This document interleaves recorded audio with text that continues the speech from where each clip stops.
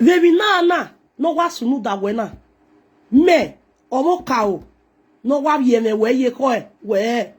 iye obalo no kin aweje.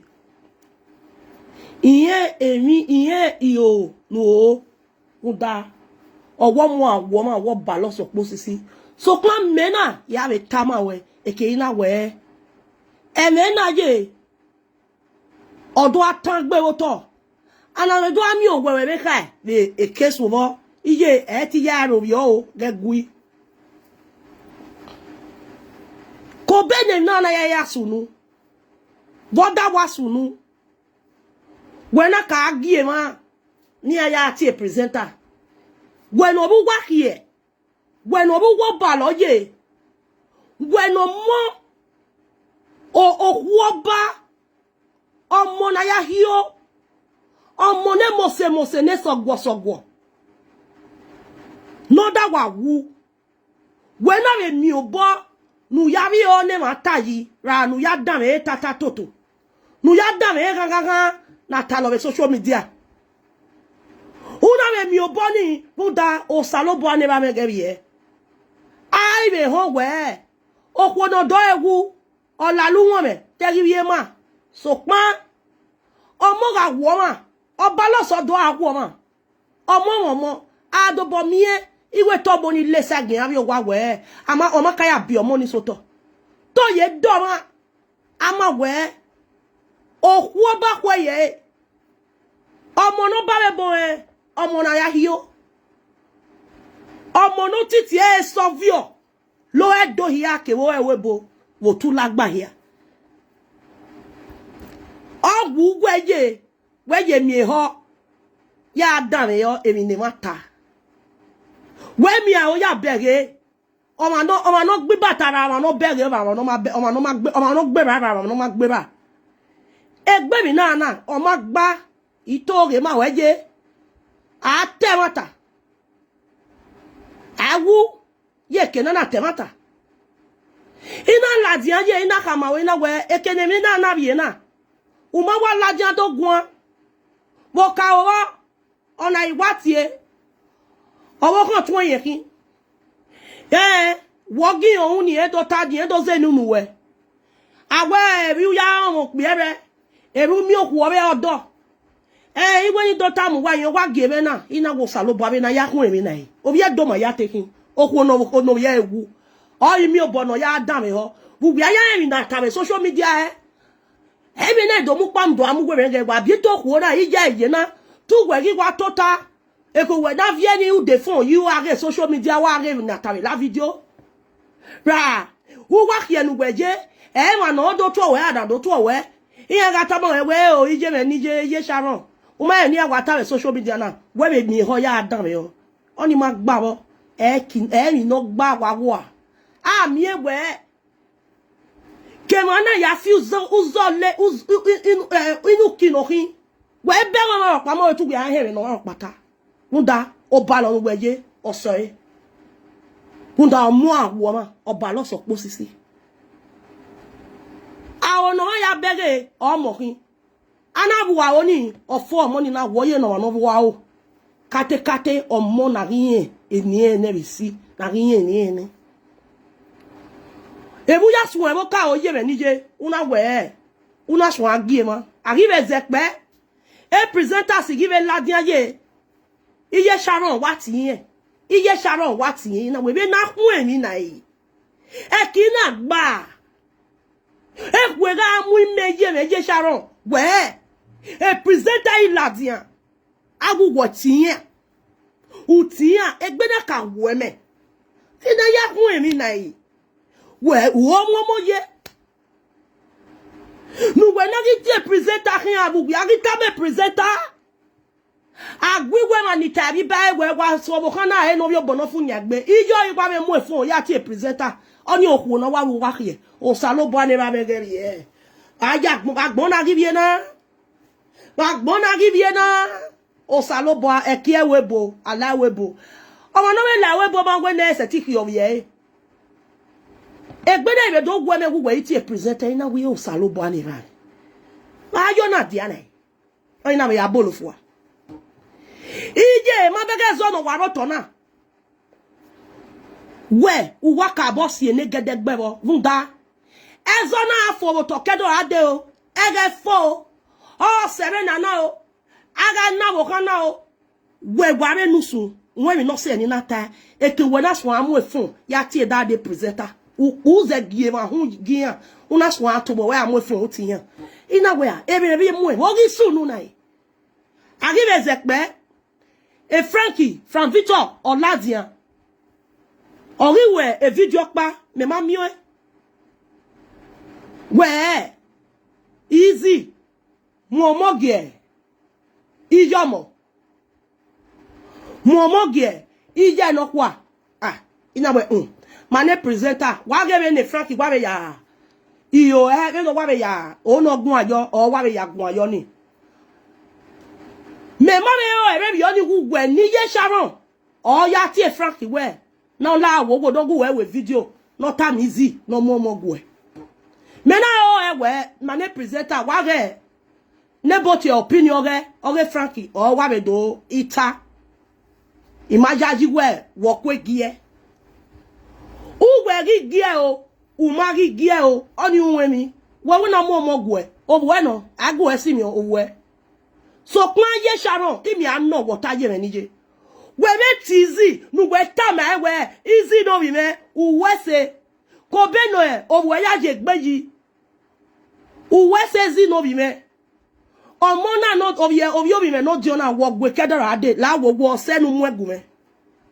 oni otani aka na oye we be tamizi we be tizi nu we no e na na gi mie we easy unu e presenter yin na ya ho webe mwe foni we nu we tizi easy no bi me o sa lo bora de ba we mi me we se be mi ya ere na rije na osene no ya mu omo be mu omo gun me ya se ti gba orin an ebi o ku oba ya we mi nana mi na do mi egwe obo kan do afi pe ra do afi ro bi oku oba so pon we gi we ni si mu omo ju we unu o ma re anaka ho wa bizi e wo pa waje o ejo gugwe no dion ogwizi we mo se ti mu kota gugwe nu we tizi ra to han mu we mi me mo mo gume o uma tie so pan e social media e zina ho bu ya we ni si ya je gbe na ni ji ijaji o si e ni zina gbe ijaji o si e ni zina gbe mi no gbe la ni we Frankie imagwo ma pa si mi omo ije ara gwale o we ni mo mo gin o call me uhun ere eyi omo no enegbe ya gwan so pa dede ni zina omo no enegbe ra oro o yo oro nu ezebe owe no je gbeji ni abo ete gba ose eme so gwaro e ba ni ona do afi pegwo o ti wo so aro bi ewe we je bugbeji ya o do aro bi ewe no bo kana do aze ni enwa ni o ma no bo kana do aro bi no nwa he ugbe so ni ave ne Frankie gbon la janizi we yi de zeyo wa ge social media wa ge e Franco wa be o no be toge si se ijo mo o ma call me ni mo mo gin ijo mo ma tie me so me de zeye ne in atame e social media ijajo onye ukpo ra eni easy view bonya megi be don de ekebe na idoja yi wo sa lo bo ade ra be o wo kina iye ki la diame asore no de owe easy mo mogie no nyamo iye ki go tebe beta me na oge wa ge e social media ye be no opinion ge o wa be ita iye ki gize gwangwan owe we ni je Sharon o kha mi ye we na la wo na imi zi no mo mogie na no mo mogwe iye eri omo ya yin ma bege ekinu we donaje eki na ya si ezo yoto iye ebi weje a omo wa wu we bu gwa kie ezo gwa gbe ya uwu atele mezi wa bizi akoko guan omo re do lajere social media o ya ta Webe mo fon zebi job mo zebi no wan webe tizi egbewe easy no bi me ebe ni ma bu gwa tabe no de o ma na wa be tana no la de social media we ya gun a nizi ta mu wewe ye mo wa ta me ra oye mo ta me muda egun wa ya tebe ni be fon we me do ma be ke no je muda wewo o me o ona iga do bo aje be bi oni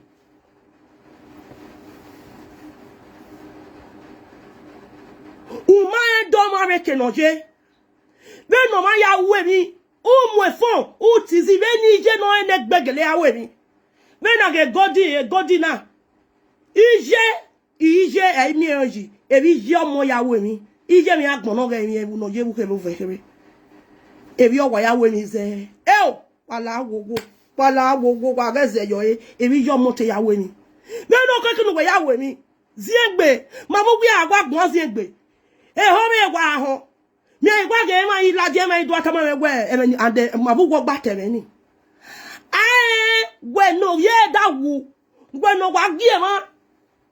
ni aya ti presenter ai se pe wona so call presenter de manu gwe beta ma dizi okpa we gugun no na do la de social media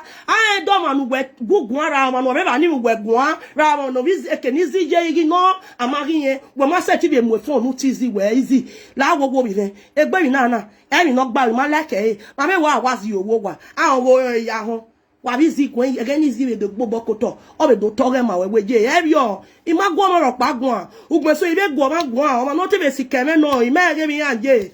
awa be gbe o wa egbe gwe me no de ki do do ta we o wa ti yen iwe nizi mo mo gwe ije nu wi aya ti e ma be igia wene na ta mizi na we video nizi mo mo gwe anizi reke nu weye oyere na mi we izi na gwe ma we mo oyere na mi we o me ni nizi mo bo we nu gwe ma o nu gwe beta oyere na mi we ope nu gwe ke mo wo bo kana ugbeso bu wa bo bu we agbon no ge mi gwe bu da we izi be o we si kegbe we na ido ajaji we ra ebi o bo je we ai pe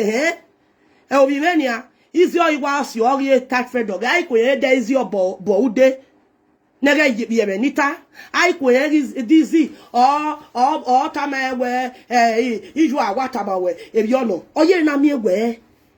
owu na karu we ko Runda, I see no reason why you will go and call no re worry. Emma no re worry. Na tamizi no mo gwe. Be na mi egwisi be bonu gwe yeje. Yo salo boa. Wagiaga we miese o. Wagiaga lwe mwe bagmona. Egwite o genwate o. Wagiaga we miese o salo boa ni ma megerie.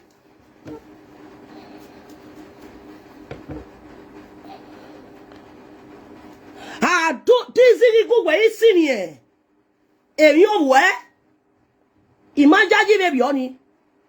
Ana mi egwe ro pa dedere oje. Gwe no bugo balona. Be ni jo mo ya we mi gwe gi gwe phone gwe tizi. Gwe ma se ti mo e phone nu gwe tizi no we e lu gwe je we izi mi ne. Ege sene no ya mo. No ti on gumebo. La wo bi me. Be ni no wa ya we mi. La wo bi me. Umu e de na. Mo egwe egbe igiri omomo ya se ti gba orin asopon la wowo e fihan o wa bi me budo sewe be yu be do mu e abi mi e uzo leva o be do gu e total we na be ane holiday u be do total kere me na abi mi uzo lopa you can always come and take the children in be adie ekenuje be do gbe uzo leva buzo lopa buzo leha be kenuje la wowo bi me mu ma o se e fi ma o abi gbe mo na la wowo mi me de ba me no ya gun me koke e mona nu ya gun me ikoke e mona e fi ya o wa me u do se we no ya agwa nde awe mo manu me ne o se we tana yi mi egu we gi tizi we gi mo fun ya tizi we na itama me na gwezi o se nu aya mo gun mezi na gwa ye mo gwe aho utie ukpa utie pogeva utie pogeva we mo gwe ba ni we na so ladian ma hia na gwe so me ni vie ladian do easy go easy mama girl mananya ma o mama girl o salobo adedo ba ya hu adedo ba ya hu o wado ayiwe e ba ni me ke na ado easy go where so kwa na waje na je we ma mu phone gwe tizi wizi bo mogun no o gidu atagwe easy mo mo game no o ma no bi o ugbe awe ni si ya bi egbe bebe woni ye o si e no na o kan ni na gbe mi ladian ogwe nu gbagba tada yin ma go mo pa si mi omo iye agwale o ni mo mo gin o ti ere ni mo mo gin iye o ma we yin no wa eri no wa ya yin o ma we se itoge ma weje eri o ma ya yin ogezo e o we ido ya hin ayoto na na mi we easy eri bi ogo no keke no ogezo o ya o wajo na ya wawu adobo bi ewizi ma lakugwe easy gi lakije o mo lakije sharon o hete o lake o eni metawo no wa unwe me bo ije wa te mo fun u ya ti zin egbe mo mogun o ma keke ni zin egbe te ya hon ni wo ewe uwe gi gie ma bo na ta mi zin egbe no do mo mogun eni no gbaye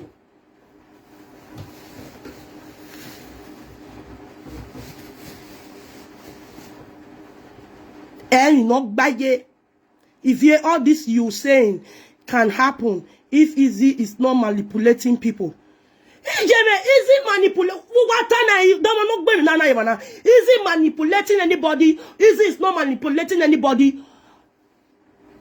Unless there's a carwe. Ekbije Sharon. Vizie egbe. Eje Sharon hena dweki no dona. Easy manipulate you. Or manipulate you. Or tizi we mo gume. Oni vie mawe. Talking where, mo easy where easy manipulator. He mo gume, okay, unu we aya tap quality nu beta me we mo gume.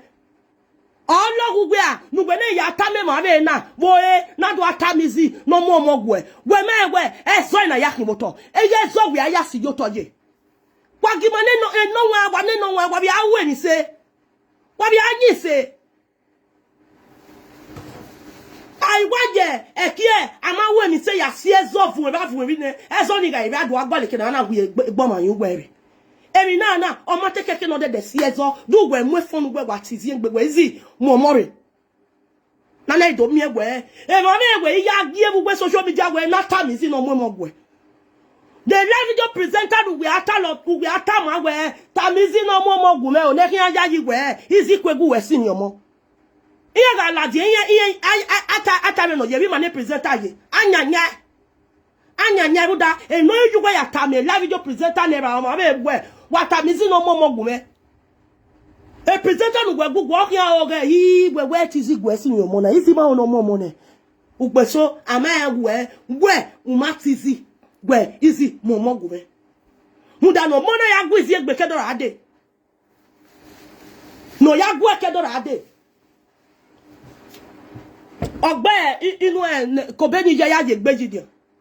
uzo lo pagbera uzo le vagbera easy ose o mo mogun o ma ka me we ne ya na e kian boye o salo bo abi abe mi ni ya oye na mi egwe o ma do bi ebe bi aya gi ni a o ayo na ya ra ri gai odo mi ebe odo mo bo me ne ni a o ma iye re ajona ogwoye gwe mewa pa iya na ma ni kian we iye me o wa tabi yo sagbo kan no bi ayo me gun me iyo sagbo kan hin ri ayo gi me eri ya o se ya bi ayo gun me o dokun yo gezo fi eri we jia salo bo ne ba me mo do mi wajo we mo do me neme we na ya na me kian we wala gbogbo wa gun me ta me iyo sagbo kan no bi ayo me gun me ki no gba ki no gba ye me ni je itoge ma we uwa bi abe be bani uwa ka abo bi abe no kwa abe no kwa ne gedegbe wi abe wa gwe ba muda ekinado ya nado ya si ezo yo toje ewe wa sunna usun enenia ekinado mi ewe izigi ya ono mare we ribe ya ono mare izi eni no gbaye oibe ba ibe ko izi osie shano ga no ga agbono ga yin esi ti opa wa je ba ni me ma be wa re no dogu we akoke money no be gbo so o ma le jiwu na we gu we vian abi school ra we gu we vian abi park yaku me ma be wa re no se ti we be ra zin egbe ni Hunda, you guys had a close relationship while your daughter was still alive. How come now of where is je gbe yi ne odo kin ebe nana izi nwa gbenu we agugwan izi nwa gbenu we agugwan we amwe fon ya agugwan we izi egbe we gbe mo degbe no mu we na ma bu gbe gun re no de ibe na ya ho hi ma bu gbe agwa we gun se bu ya ta me ma mo nu gbe gun ze mo izi egbe obi we no di o ma di izi egbe izi egbe we kan do agwo awo eniyan we ije na magba wa bi izi egbe igba awo eniyan we a wagya lele do na tema ta ke na mi mata wa bi zi gbo kin gbado awe a obi wenu bi agwa ati enu egege isi egbe egbomu a ma bu gba gun ya ta be ma be ni se gbe we o momi dan mi o me momi mata mo ma pa momi wonu ga re ke ni je no o momi gwa be o se bi tita mai mo ya ti ma yogo ezo ya ka me ime no ibe ya gute ado eni ya we ni ze gbe gun de gbe mi o de gbe dan won wen ba lo ma je na le ni me ni je ro ba lo e bu gbe no si e ro ba lo uwo mo na wen ro di ma la gbogbo si egbe wen na gun ta lo e ta lo mama pa igun e ta mo ma pa ma we na gun e o yan je ije eno kin wa sunu ni mi e wa agugwe gun ike ge mo pa re ba gbe wa wo me ta re ta ma ni ka ma we bra wo mo fon isi egbe wo se mi me we so mo na biese dede no mo miracle do mi me dey dede no mo dey oni gwe ni no we bi oni opa duzo no de no mo ade unda no be do o se no make na be ni awe otun koko a ikuku gbe ya setin so pan si egbe iya ye e fi ma o wa o la wo we fi mo na o wa ese mo na eme yan me won gigire omo iwe kin o me ne bi me wo pa ere ja oko wa na wo pa osi o lo bebe mo la wo go e bi omo gbo yawo ni sei o gbona ka wa pa una ka ya ta me no pa even again Frank ya ta la dia me materi wu wo be ta me Frank we no ta me te we wa ga ebe ni ma ne presenter ye Frank wa be yogo boy ya ta until yesterday mi me do an wi yeki we wo ta mi yen ni ta mi na wo na yin zi egbe no mo gwe be nu we ma na ka we phone ti zi egbe we zi egbe mo gwe me izi egbe ma gwe si mi omo ye be nu we yawo e no ye na mi egbe e bo wa bu mere o edo izi egbe gwe me si mi omo we na wa mi egbe e be yo wo man le me na se wo ma we yen no we wo yo we ni na o ye na mi egbe o izi egbe mu gwe ye every ọmọ ya we mi o zi gbe adubo amu we oni ma biye ma we nu ete ti mo fun ta ma we zi gbe mo gun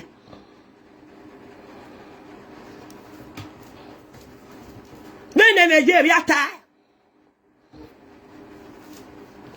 omo ro to ana pe mo ama zi o na ya mo yo to omo ye ro to lelele si ezole le bi here okwa ye lo ra here omo e fon o mi no ya mo e fon no ri ya ti presenters o salo bo de ra re wa won ajo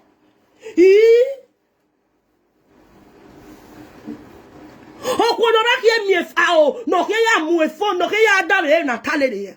okwono ra ki okwono mo no kwo ba wa wu okwo ba da wa wu we o we ye mi o do va no ni ki ba itale lu we na no ki aso ba lo nu we je ebu wo dere ebu we kiere uga iwe kiawo ekewe una omora gbon amana gogo amawe ni ana itawe ebu we no pa okin do bi ugbe okin do we gbe bi omo we gbe ade ama wonu we hian do ari oni ani atai ije anyi me bi oni o ebi oma yawe mi imagwe emi nu magbawe ni ziegbe mu omogwe so kwa benu yawe o magba benu ya la o ege awe mi no wa bagbona e no wa we mi no wa uda de tu gbe ti ziegbe we mu omogwe me imajaji na hiana e complications na ave ne bota e rien do ala diania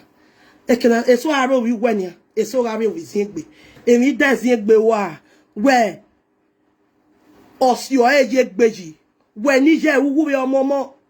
e wa ki enu ye wo ba lo dia be do vie me va ke we yen na bi opa we na opa na agwe we nda ogo momo ni mo bo lo go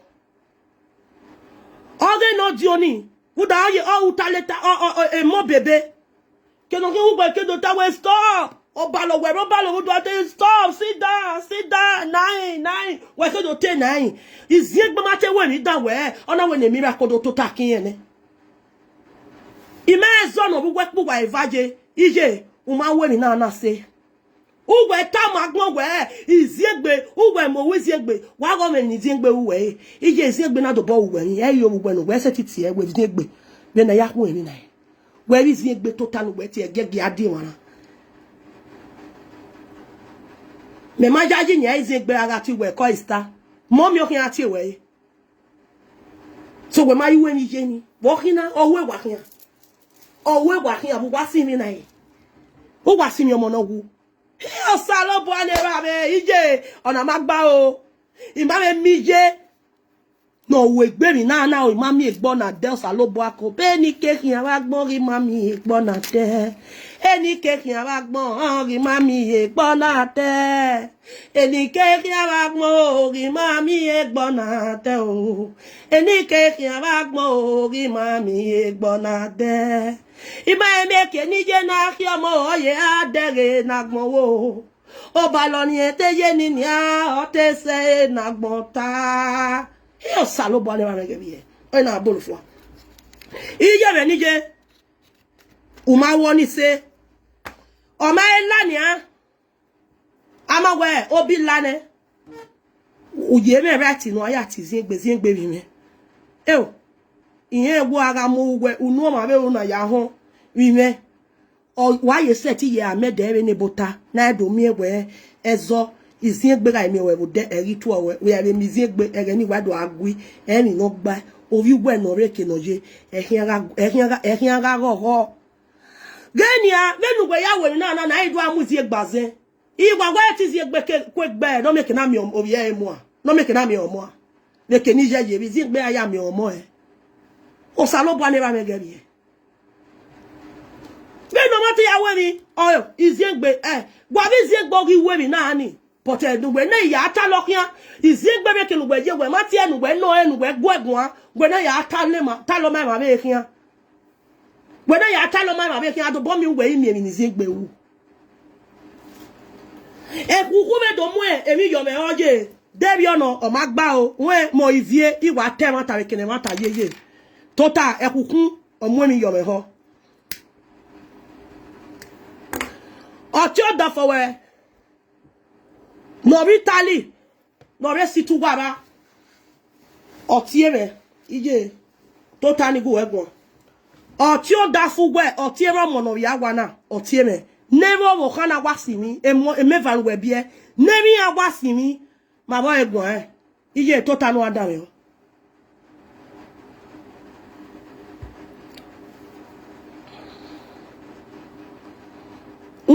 me o wa de ba we be na wa ye be gbon na iye de ba we nda iyan ba lo nuje so pa enu we ya we mi na oye na mi egbe rugo ba lo pa nda esaga gba eya ai si esaga na ije ga u gbagba u ta omo u ta wo bo pa o se u ta wo bo pa be da hun eni na ije egbo keke do si an kugbe wala wowo egbe ya ba lo be ije da sere wala o gbogbo abe utatata yan wodo lopa utatata yan wodo o salo bo ade ba me iye tota emi ni ona hina we nebe sharon si mi je awe wo pa wa ye ba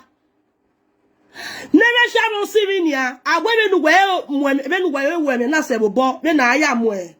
agbon no ga yin ye o to e be na aya we negbe e unda no bia ma wu to fija be na aya we negbe e awe me na gbon na ye awo pia na me e pa e o e ma ta no aje eni no gba o Ruda ileledo vena ya wi ileledo ye igwe ni tama we bu dagwa re webo amagi elele na lele adobo mi awe webo ma ye na wi lele webo hi vena weni ebi agwa we agwa be webo bu da be webo ba ara America vena te ya weni ye vena mi na wa sunu we demio uzo lo pa gbera ne ta we be na ya we negbe iye since otiera rere kenu weye ba uti otiera oda fome adobo mi wa beba iro so kun biele nene da fome ye ni metegwe na u ye ni tewe na we oni do tama wewe buwe itaye na nutana owagba so pan ona pabo awe me na oma ya tie eteme bo wa ruda oyibe ba ibe ko Okwo eme sere gbomo ebe mo egbera o me sere gbomo ni aiwe oyibe ba ibe ko na mi wo mo ele we bo eri an magba ogin yan o pe a o me sere gbomo omo ahian o mo do omo ahian yopo omo awo ahian mo yo to o se na mi egbe no gbera egbe no bije o ga mo ba mi ara o yin egbe no bije iye mo ba me se bi ko ba egbe no bera o vi egbe no biye mo bo ya o yin o ti re shawo e do ta mu gbeje we omo megi bi omo mo huda no ipa ya wa na go mo na obi me no o dagmo ya omo me ati obi be no dion ya ti are jeso bu we gbima ni be we in aseti atamia veni ya we me na ya we ebi mete ya ga ya we o oma sisu we na ya mu abi e o wa mu eri oma so pa ya ene oti ebe sharon ni no beba ma bia mo ye no dio ra omo mo pia e ba ni o ina do ati ti o ye no dio ni odo ti abe ye no bu gbe gbin oma ye nu wa ya we na e o we keke bo ti ye sharon oti ebe sharon ni o keke no we ije ifu me na yere ikuana ana we na tewata ni we amwesu benu weje na momi ugwa ki eweje okeke na mi we otin sharon ogi uwe ni wo ibe ta me we bi me ugwa ikin ya na ugwa gi be we na ugwa kin be we ugwa ikin ya weje ma wa mu abi do ai wa mu se do ge na we do ta me bi me we bi na o ma take ke nu gbede de a iyo salobo nu gbede de be a o no o wi gwe o ko kin ni aye ai be mi o ko kin o bo no ami je no leru no mo yoto o salobo we se ni agwe sha mo ten o te be mo ten o pe anihin a hon gwe o tin sha ron no pe a o gi do ati etiera we o ma obo kan na o tun na obo kan no etiera gwa ma mi a iri ma na call iri ma ni ma kokodu emiti ma guwadu emiti ni kuwo nu wa na ibi eka ni ma be put wa through be nu wa ya khian e be nu wa we o wi we ye o pa me o idu atamu gweje ye ni ma khian e o ugbo so be ta me wo ki ugbo bi akobete o pa me be dian pa me o onu na nu tabo o wa we bi na mo wi me enwenwa o mo Hunda obano ngwe yese iye ri ate ya we ni ana mi ewo gbe omo no ro to na iwe egbera iya ma pa be na ke ya we won me no gbo mo na ije e mi no gba o wa ge ate wa ta de ko amosu o pe ari koko mo o pe ma koko mo o pe anya mo awe agbonoga imi e sharun awo te pa ni awe otira ni era oya ewu ogwera rera mo ti dadi o ti ije ana mi e ma ta no fi gbogbo egbe o enu wo pa mo yo to so lo bo e bo te na ri be do awe akin odo wa mo wo yo to ije e share mo ote no pia no jo we say de oti no pia no we ne gbo obi je wo hire do amomo yo to a